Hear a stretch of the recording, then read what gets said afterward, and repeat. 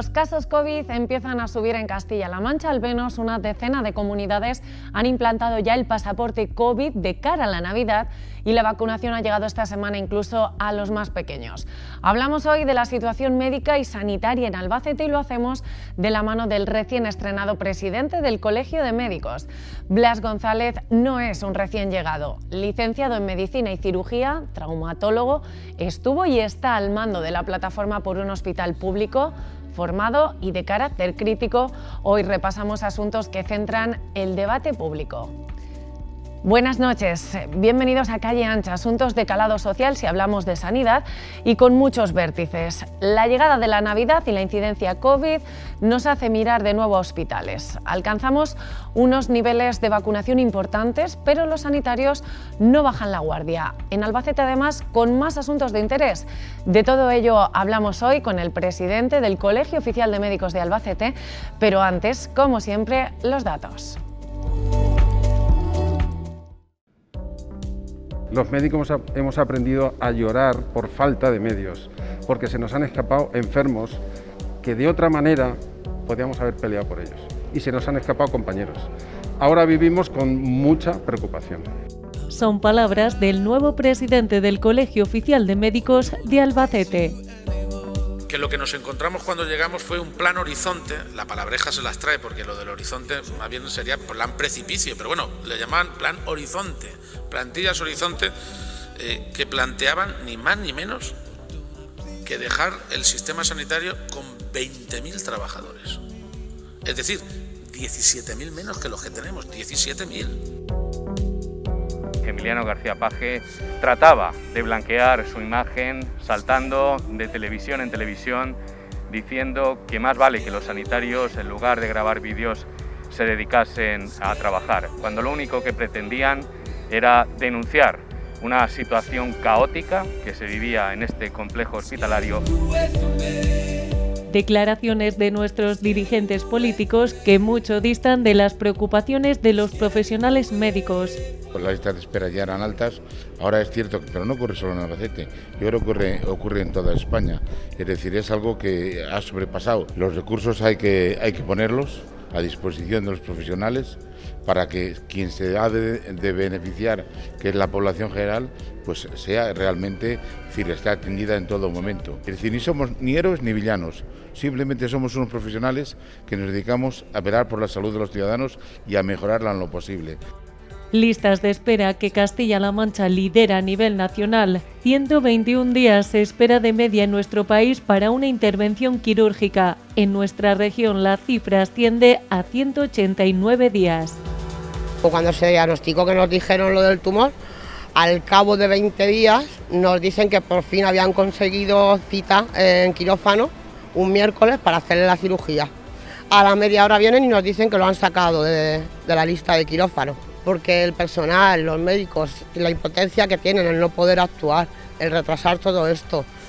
No es justo que tengamos que coger este cabreo. Hay muchísima gente que está como mi marido. No tiene la gran suerte de tener a alguien conocido que levante un teléfono. Asociaciones de pacientes vienen denunciando los continuos retrasos y ahora los efectos de la pandemia COVID en los tratamientos. No puedes llegar a una consulta a ver a tu oncólogo y no tener esa prueba diagnóstica. Lo digo de primera mano, después de estar entre comillas libre de enfermedad 10 años, llegas sin esa prueba diagnóstica, pues dices, bueno, voy a trabajar y voy a luchar para que me la hagan, pero un paciente en pleno proceso es crueldad. En Albacete, con un hospital que decían ya estaba enfermo antes de pandemia. En definitiva es una situación difícil porque tenemos que estar trabajando, demoliendo donde va a ir todo lo nuevo, pero a la vez albergando lugares donde vamos a poder celebrar actividades clínicas para los pacientes y las pacientes de Albacete. Unas obras de las que ya se empezó a hablar antes de las elecciones de 2015 y un hospital cuya situación volcó a los profesionales sanitarios a las calles, que a día de hoy sigue en proyecto, que ha sufrido con virulencia la pandemia COVID, que arrastra consecuencias y asume nuevos retos como una telemedicina que no gusta a los sanitarios que temen una nueva oleada a las puertas de la Navidad. De todo ello hablamos hoy con el nuevo presidente del Colegio Oficial de Médicos de Albacete, traumatólogo, al mando también de la plataforma por un hospital público, comprometido y con un equipo detrás dispuesto a situar al paciente y al cuidador en la agenda política. Hablamos con el doctor Blas González. Bienvenidos.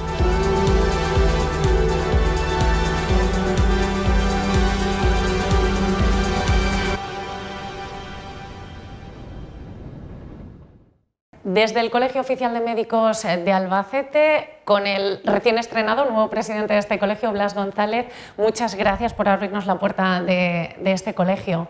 Buenas tardes, Mercedes, y muchas gracias a vosotros y a vuestro equipo, que habéis tenido la amabilidad de acudir a esta que es la casa del médico y, por tanto, la casa de todo el mundo. Pues bien, toca hablar de COVID y yo les pregunto directamente, como profesional médico y como portavoz representante de todo ese importante colectivo, ¿a día de hoy están tranquilos? No, no estamos tranquilos. Quien ha sentido miedo no se le olvida lo que en un momento determinado pasamos. No podemos olvidarnos que en esta guerra, que han sido múltiples batallas, la primera batalla la perdimos por razones conocidas, no teníamos medios suficientes. Hubo un momento en el hospital que había 1000 personas de baja y aquello fue un momento crítico para nosotros y para nuestros enfermos. Así que cuando ves de cerca el peligro no se te olvida. Ahora mismo estamos en un mes de diciembre que venimos de un puente festivo donde ha habido muchos desplazamientos a las puertas de unas fiestas navideñas en las que esperábamos o esperamos poder reencontrarnos también, volver a hacer esas cenas familiares, reuniones de trabajo, con amigos. No sé, lo digo como portavoz de esa cara hospitalaria, ¿temen un nuevo repunte? Claro que lo tememos y es posible que llegue. No se nos olvida que hemos tenido 5 oleadas y que es previsible que allá en enero, después de las vacaciones y de las fiestas, tengamos un repunte. No sabemos cuánto de importante será, pero es de esperar que lo vamos a tener. Y en nosotros está la responsabilidad de que adoptemos las medidas oportunas para que ese repunte no sea muy importante. Pero puede ser y puede ser importante, sin duda que puede serlo. ¿Cómo ha cambiado el hospital tras esta época de pandemia? Porque me imagino que ni los profesionales, ni la sociedad en general, ni los profesionales médicos se han podido recuperar al 100% de todo lo que está sucediendo. No hay que olvidar que estamos todavía padeciendo esa pandemia COVID. Sí, estamos en pandemia, no hemos terminado. Y además los profesionales, hay que decirlo, somos de carne y hueso. Además de la epidemia, de la pandemia por el virus, tenemos una epidemia muy callada, que es una epidemia emocional. La sabemos, la conocemos, sabemos. Hay estudios que sugieren que la mitad de los sanitarios deberíamos de reconocer que necesitamos asistencia psicológica. Y eso es un elemento que tenemos que tener en cuenta. Y nuestras autoridades y nuestros gestores también lo deberían de conocer. Así que lo estamos viviendo con preocupación. Estamos ahí, pase lo que pase, seguiremos estando ahí, pero llevamos la mochila llena de recuerdos muy intensos. No se nos olvida todo lo que han pasado nuestros enfermos, no se nos olvida todo lo que hemos pasado y cómo hemos visto caer a compañeros uno tras otro. Alguno ya no vuelve, ya no va a volver. Y eso es muy duro. Por otra parte, pues es nuestro trabajo también. Yo reconozco que nos han animado en esta singladura los aplausos de las 8, nos han animado las donaciones, ha habido una corriente increíble de solidaridad de la gente de Albacete, porque sabía que estamos en muy malas circunstancias y sus familiares estaban en el hospital pasándolo muy mal. Hemos perdido muchos enfermos que si hubiéramos tenido más medios hubiéramos luchado por ellos. Entonces, todo eso no se nos olvida. Estamos ahí y estaremos para lo que venga. Es difícil escucharle decir si hubiéramos tenido más medios. Se podía haber contado esta historia de otro modo también. ¿Se podrían repetir las imágenes que nadie hemos olvidado en Albacete? Esas imágenes de UCI saturadas, de médicos y profesionales sanitarios exigiendo esa falta de medios. ¿Cree que se podrían repetir? Tenemos más preparación, tenemos algo más de medios. Se pueden repetir, porque el virus no avisa y nadie lo desea, pero en aquel entonces se tomaron medidas tardías y eso hizo que el virus se nos echara encima. Quizá nuestros representantes políticos habrán hecho memoria de todo aquello y dirían, si hubiéramos tenido otras circunstancias, sin duda, eso lo sabíamos. No se nos olvida que se tomaron ciertas decisiones muy controvertidas. Se nos dijo que no hacían falta las mascarillas, nosotros sabíamos que eso no era verdad. No sabemos por qué se nos dijo eso. Entonces, en esa tesitura nosotros seguimos avanzando. ¿Es verdad que aprendimos muchas cosas? Sí, aprendimos. ¿Que necesitamos más medios? Ya lo decíamos hace muchos años, y en Albacete más. ¿Necesitamos más plantillas? Ya lo decíamos hace mucho tiempo. Nuestro virus nos lo demostró. Lo que pasa es que tuvimos mucho ánimo por parte de la gente y la profesionalidad de la gente del hospital, no solo médicos, sino de otros estamentos sanitarios y administrativos, fue espectacular. Mucha gente dio ejemplo de profesionalidad y de compasión, que apenas se habla de eso, ha sido espectacular. Hemos perdido muchos enfermos, pero es verdad que hemos salvado a mucha gente. Y eso, pues cada uno que salvábamos, pues nos animaba mucho. Así que ahí estamos, peleando con el virus. Comentaba esos aplausos de las 8 que sin duda pues animaban a todo el personal que tenía que salir de casa a atender a enfermos en esa situación. Pasado un año de reflexión, esas mismas imágenes del aplauso de las 8 que a todos nos sorprendieron entonces, vimos otras imágenes como la huelga de médicos, como a profesionales sanitarios en las calles reclamando derechos después de ese reconocimiento social. Claro. Yo le pregunto, ¿en qué se ha traducido todo eso? ¿A día de hoy ha habido algo que se haya avanzado en esas reivindicaciones que han hecho a lo largo de este año la profesión sanitaria? Yo le tengo que decir a nuestros representantes políticos que les pedimos que escuchen a los médicos. Y después de escucharnos, que nos hagan caso. Entonces, necesitamos cuidar al cuidador, porque ya lo decía el año pasado el Consejo General de Colegios de Médicos, estamos en un sistema de salud que tiene una situación límite, y hablaba del agotamiento de sus profesionales. Estamos en eso. Entonces, es una situación complicada, es una situación compleja, y que hemos pasado en cierta manera de ser héroes para cierta gente ser villanos. Ni somos héroes. Es verdad que hubo ciertos momentos en los que tuvimos que sacar pecho porque no nos quedaba otra, pero ni queremos ser héroes ni queremos ser villanos. Lo que ha ocurrido con la pandemia es que gracias al problema que tuvimos, muchos tratamientos de enfermos crónicos no se hizo. No pudimos tratar adecuadamente a muchos enfermos. Entonces, todo lo que no salió entonces está saliendo ahora. ¿Qué ha ocurrido? Que la asistencia, la atención primaria está desbordada. Hay enfermos que tienen que ir a su médico de atención primaria y tardan 2 o 3 semanas. No está bien. Hay enfermos que le tienen que hacer una prueba, le detectan sangre oculta en heces y tienen que hacerle endoscopias y resulta que tarda meses en hacerse ciertas pruebas y todo eso está absolutamente desbordado, con lo cual el enfermo se enfada. ¿Y contra quién lo paga? Contra quien lo tiene delante. En este caso, al cuidador. Por tanto, les pedimos a las autoridades sanitarias, necesitamos cuidar al cuidador, porque necesitamos cuidar mejor a los enfermos. Así que en esa tesitura estamos y en esa tesitura creo que tenemos que seguir trabajando. ¿Todo esto lo ha provocado el COVID o venía arrastrado y el COVID ha sido un plus para que estalle de forma El COVID mayor? Desafortunadamente nos ha dado la razón, desafortunadamente nos ha dado la razón. Hace ya 15 años nuestros políticos decían, hace falta un hospital nuevo en Albacete, 15 años. Y resulta que desde hace 3 o 4 años, desde la plataforma por un hospital público digno, ya decíamos, necesitamos un hospital adecuado, un hospital digno. No tenemos un hospital digno. Tenemos grandes profesionales. Si hacemos una radiografía de nuestro sistema sanitario local, tenemos grandes profesionales. Son servicios de referencia pues a nivel local, a nivel regional, a nivel nacional, incluso alguno a nivel internacional. Hay un potencial tremendo, pero necesitamos más medios. El hospital se nos quedó pequeño, como a un niño que cuando crece se le queda pequeño un zapato y hace falta renovarlo. Entonces, ya lo decíamos, hace falta plantillas adecuadas, hace falta presupuestos adecuados y hay que cuidar al cuidador. Esa es la tesitura en la que nos encontramos. El virus ha venido a demostrar lo que decíamos, desafortunadamente, era la realidad. Yo quiero ir por partes. Primero, por ir dejando un poco también de lado todo lo que tiene que ver con el COVID, que yo sé que lo impregna ahora mismo absolutamente todo, pero ¿qué ha pasado primero con los profesionales que se contrataron con la pandemia?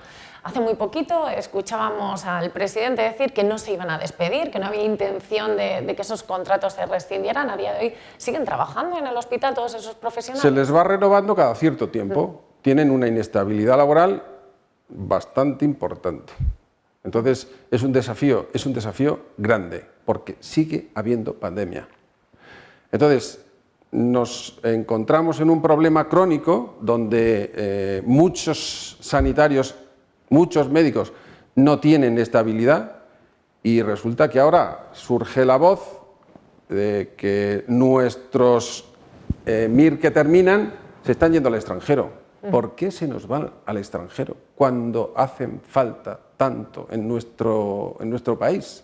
¿Por qué? Porque van a sitios donde tienen mayor estabilidad laboral, donde tienen mayor reconocimiento, donde se les paga mejor y donde tienen más medios. Entonces es un desafío para nuestros políticos, sobre todo para nuestros gestores, darles lo que necesitan para que se queden aquí, porque si no se nos van. Es que nos sobra el talento, es que podemos permitirnos que nuestros compañeros se vayan a Europa, pues esta es la realidad que nos va a llevar. Y ahora resulta que nos enfrentamos con el problema del relevo generacional.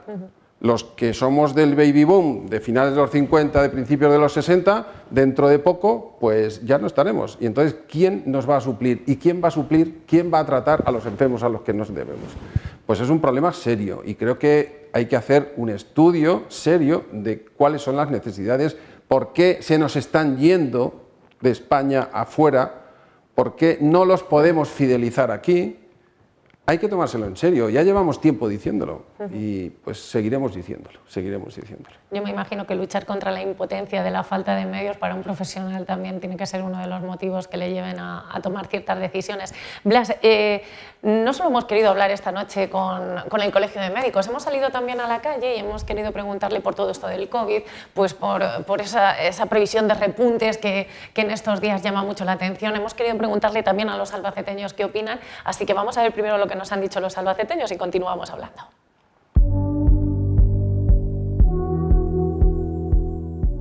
Sí consideran que después de Navidad puede haber un repunte COVID.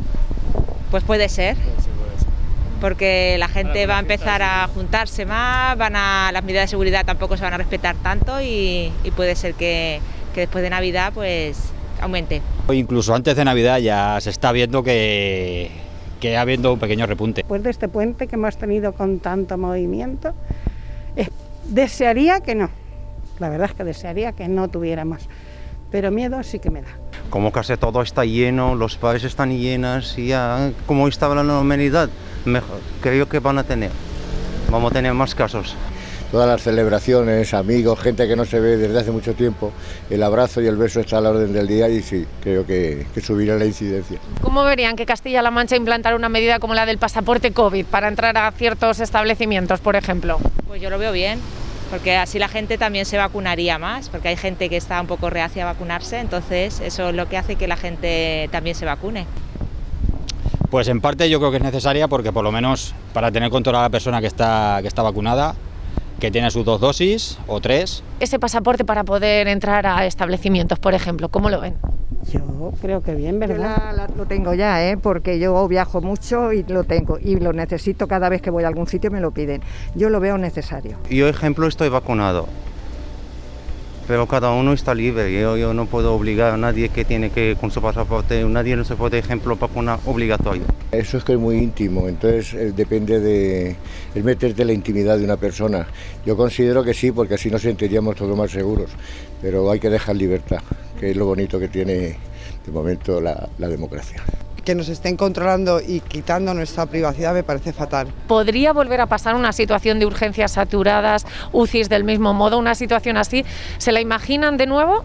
Hombre, yo creo que a tanto como hemos estado últimamente no creo que llegue. Se está viendo que, aunque la incidencia ha sido baja y esté subiendo, pues cuando ha estado en una incidencia normal, pues la verdad es que los servicios de salud están siendo bastante competentes, o sea que yo creo que no. Y ahora empiezan con los niños, que son más que otra cosa los transmisores.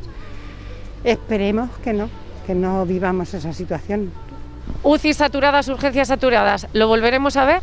Yo creo que no. España ahora mismo dudo que lleguemos a estar tan mal como estuvimos, porque pienso que la vacuna va a amortiguar mucho todo este tema.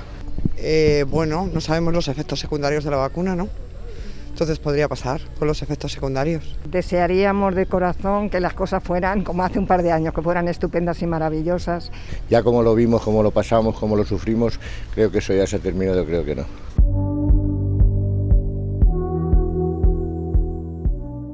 Bueno, pues lo hemos visto, hemos preguntado en la calle acerca de esos repuntes, la mayoría de las personas considera que sí que es posible que haya repuntes, y en relación a ese pasaporte COVID, una medida que se ha implantado ya en muchas comunidades autónomas, más ahora de cara a estas fiestas navideñas, como profesional médico, ¿cree que medidas como esta pueden llegar a controlar la pandemia o que vienen por otra parte? Había personas que lo consideran una intromisión. A controlarla no, porque el virus viene como viene. Es verdad que es una de las medidas que se puede utilizar. Yo este fin de semana pasado he estado en otra comunidad autónoma donde para entrar a cenar en un sitio pues me pedían el pasaporte. Y yo pues encantado de tenerlo, encantado de tener vacuna. La primera vez que recibí la primera dosis me emocioné. ¿Por qué? Pues porque después de haber pasado lo que pasamos, tener algo en lo que apoyarnos era importante. Ya hemos recibido una segunda, estamos en la campaña de la tercera, bienvenido sea. Entonces, que tenemos que renunciar a algo de intimidad, es verdad.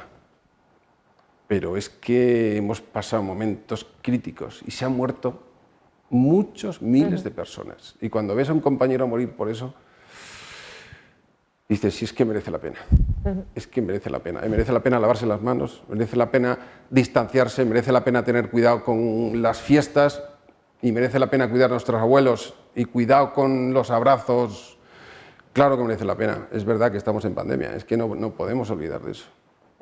Yo le quería preguntar, porque les he escuchado hablar en otras ocasiones y también, pues lo que decía, el COVID impregna absolutamente todo nuestro día actual, y les he escuchado hablar de agresiones a profesionales médicos. Después de ese reconocimiento social de la profesión médica, nos encontramos que las agresiones a médicos están subiendo en estos días.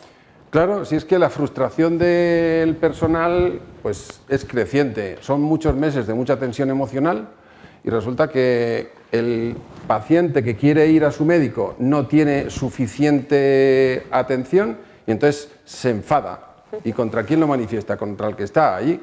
No es racional.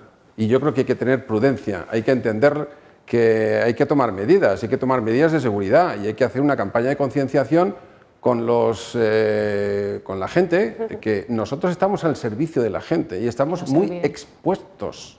Y cuando viene alguien que puede tener el virus, pues estamos ahí.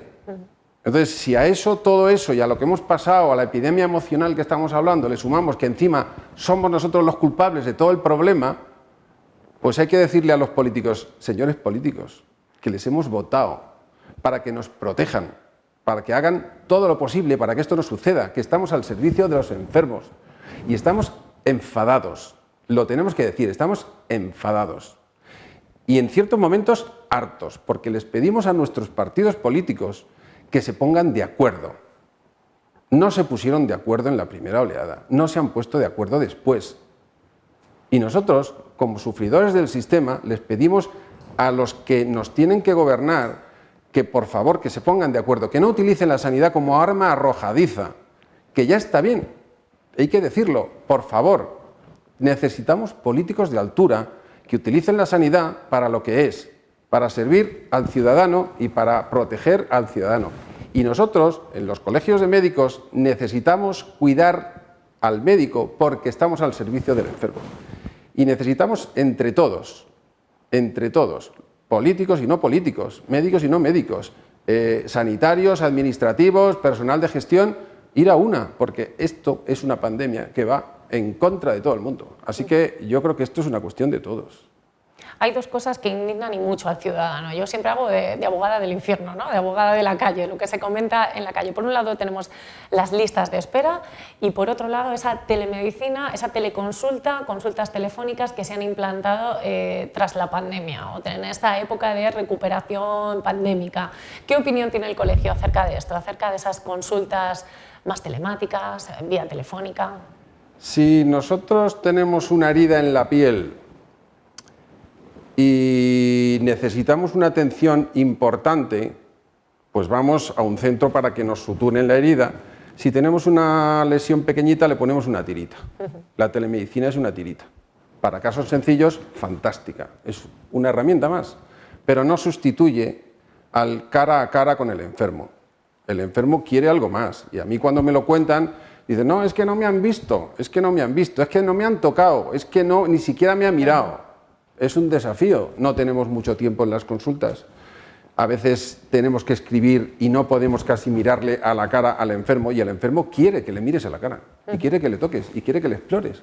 Entonces, en la telemedicina sirve para cosas pequeñas, pero para primeras consultas es muy complicado. Entonces, vale, como sustituto en un momento determinado para cosas sencillas, vale. Y respecto a la lista de espera, es un mal crónico, endémico, es un mal indeseado. Hace en Albacete mucho tiempo que ya dijimos, están disparadas las listas de espera. Hace el mes pasado le pedí a un colaborador que me diera alguna cifra. Pues aquí tengo una cifra. Esto es de la Consejería de Sanidad. Albacete, CHUA, Complejo Hospitalario Universitario de Albacete. Lista de espera de consultas externas, 120 enfermos. Esto no se lo cree nadie. Yo le pregunto a mis compañeros, ¿qué opinan de esto? Y simplemente se ríen. Entonces, le pedimos a nuestros políticos y a nuestros gestores, hagan listas de espera que sean realistas, que sean creíbles. Es que si hablamos de las de Ellín, por ejemplo, 511 enfermos en Ellín, solo en Ellín. En Albacete, 120 enfermos. Yo esta tarde he estado pasando consulta y ha venido gente que estaba esperando 1 año y medio, se quejaba. Es que hace tanto tiempo, y tiene razón, no todos están 1 año y medio, pero si luego resulta que yo lo mando a rehabilitación y tarda 1 año en llegar a rehabilitación, o 2, pues el enfermo se enfada y luego lo paga contra los sanitarios. Y si luego cuando vuelve porque necesita operarse lo pongo en lista de espera, pues puede esperar 2, 3, 4 o 5 años que están esperando. Entonces son listas de espera que son desesperantes y los enfermos se molestan. Y nosotros también, porque estamos viendo a los enfermos. Y hay que daros gracias por darnos la oportunidad de poner voz a los enfermos que nos piden que les representemos. Entonces es algo que tienen que solucionar, todavía no lo han solucionado, llevamos años esperando y yo espero que alguna vez, yo sueño con que alguna vez el problema de la lista de espera no exista, pero actualmente es importante. Yo casi que nos ha contestado ya, pero le quería preguntar, pues por lo más íntimo, por lo más personal, cuando uno está en casa y escucha a nuestros representantes políticos presumir incluso de esas listas de espera, hablo por ejemplo del debate del estado de la región, casi siempre me da igual quién esté en oposición o quién esté en el atril en ese momento, pero casi siempre todos echan en cara al contrario y presumen del buen hacer del gobierno en cuanto a las listas de espera. Uno que está en casa, que las ve a diario o que más bien ve a las personas que componen esas listas de espera, ¿qué siente cuando escucha presumir de algo así? Primero tristeza, después rabia, después hartazgo. Cuando estamos en la pandemia, en la primera oleada, yo recuerdo que hablé con una persona de la dirección y entonces se quejaba amargamente de que había partidos políticos que se estaban interesando por aprovecharse políticamente. Yo le dije, mientras haya gente que se esté muriendo, vale ya de hablar de partidos políticos. Poneros de acuerdo. Hace falta que os pongáis de acuerdo. Pues no se pusieron de acuerdo. Y estamos en estas tesituras. Entonces, es muy triste cuando es que nos sobra talento. O sea, es que desperdiciamos el talento. Cuando manda un partido político, desperdicia el talento de los demás. Y cuando manda el otro partido político, desperdicia el talento de los demás. Pero es que los enfermos necesitan que se pongan de acuerdo. Desafortunadamente, a pesar de que la Organización Médica Colegial de España, en su Consejo General, lo ha pedido insistentemente, hace falta un pacto nacional por la sanidad. Lo seguiremos diciendo, no lo tenemos, seguiremos trabajando en eso. Hay que profesionalizar a los gestores de la sanidad. La sanidad no debe de ser nunca un arma arrojadiza, que estamos al servicio de los enfermos. Entonces, yo no quiero dar lecciones a nadie, pero está claro, los enfermos nos lo piden a nosotros y nosotros ponemos voz a lo que dicen los enfermos y a los compañeros. Voz también le ha puesto a la sanidad pública, encarnándola en el Hospital de Albacete, porque era portavoz, bueno, es portavoz también de la plataforma por un hospital, público en Albacete, y un clásico viene siendo ya pues esas obras que ni terminan de gustar, que van cambiando, que parece como que todavía están en proyecto, que no terminan de echar a andar, o no tenemos una fecha definitiva en Albacete. ¿Cómo está esto afectando al día a día de los profesionales, esas obras que pasito a pasito, pero ahora están? No tenemos todavía un hospital público digno, tenemos grandes profesionales, pero nos siguen faltando espacio.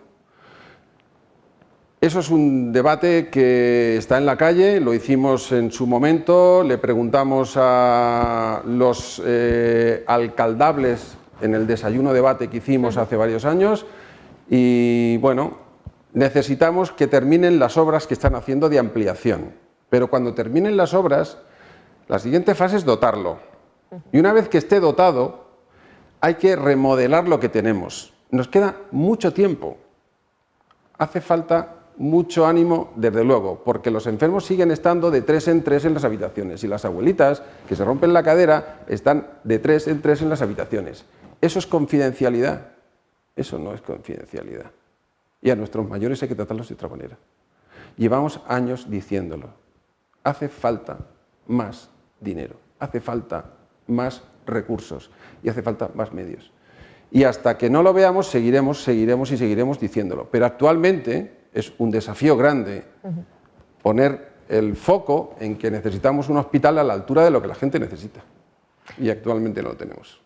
Blas, ¿se ha marcado algún reto como presidente del Colegio Oficial de Médicos? ¿Se ha marcado algo que le gustaría ver cumplido al final del mandato inicial de 4 años? Nosotros soñamos a lo grande. Luego, pues el tiempo nos dirá. Y nos pusimos a trabajar y hicimos un montón de objetivos. Nos hemos quedado con 10, pero lo podemos resumir en que queremos trabajar más y mejor por nuestros compañeros, para poder trabajar más y mejor por los enfermos. Hace falta empoderar al médico, hace falta ayudar al médico. Necesitamos estimularlo, que recupere la ilusión, que estamos muy bajos de ilusión. Y eso es importante. Es verdad que lo suplimos con profesionalidad. Y hablamos de compasión también. Pero hace falta darle los medios que necesita, hace falta escuchar al médico, hace falta hacerle caso.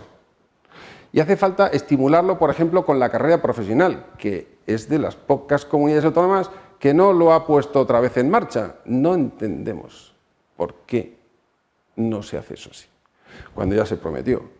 ¿Hacen falta muchas cosas? Pues sí, hace falta seguirla con la formación, hace falta dar posibilidades para investigación, hace falta ayudar a visibilizar al colectivo médico porque estamos trabajando por el enfermo, sin duda.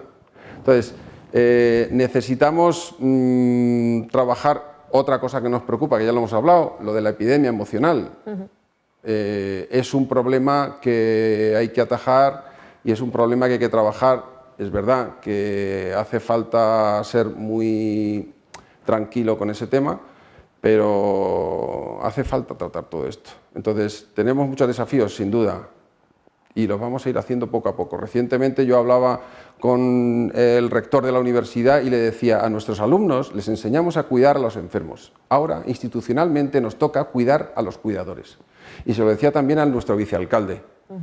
Y les decía, hay que cuidar a los cuidadores. Y ya, yo defiendo a los médicos, pero estoy hablando de todo el hospital. Estoy hablando que hay que cuidar a toda la gente del hospital. Porque hace falta, es que hace falta. A los enfermos hay que cuidarlos. Y esa es nuestra pasión. Entonces, ¿es fácil? No, no es fácil. ¿Hemos hecho muchas cosas? Sí. ¿Es suficiente? No es suficiente. Necesitamos más. Y en ese desafío es con el que nos hemos reunido la Junta Directiva actual y seguiremos trabajando. Pues Blas González, yo les deseo que sigan con los mismos objetivos, con la misma ilusión que uno coge el cargo, pues que siga luchando durante este tiempo, que desafíos los hay, y me quedo con lo de cuidar al cuidador. Le hemos puesto voz al colectivo médico, al que aplaudíamos todos a las 8 y al que ahora pues merece ese reconocimiento. Muchas gracias por abrirnos las puertas del Os agradecemos que hayáis venido a nuestra casa. Esta es una casa que no es que es políticamente apartidista. No nos casamos con ningún partido político, es verdad que trabajamos con cualquier partido político. Nos hemos reunido con todos y hay que escucharnos, nos tienen que escuchar. Ellos tienen la capacidad de dar soluciones.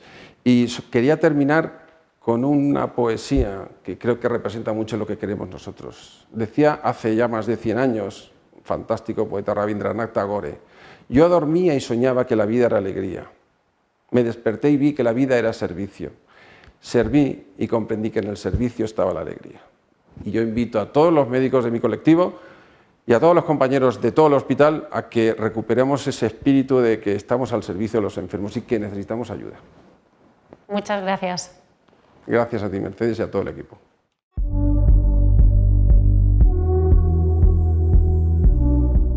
Mirada hoy a la situación sanitaria de la provincia y sobre todo a unos profesionales que arrastran una importante carga emocional. Ya saben que tenemos línea directa con ustedes. Pueden dejarnos sus mensajes de voz en nuestro teléfono WhatsApp. Albacete Habla, su nota de audio, y escuchamos sus propuestas, quejas o necesidades a las que tratamos de dar voz y de dar respuesta. Sin más, estos son los datos, el análisis, y en ustedes están las conclusiones. Nos vemos el próximo jueves aquí en Calle Ancha. Sean muy felices. Adiós.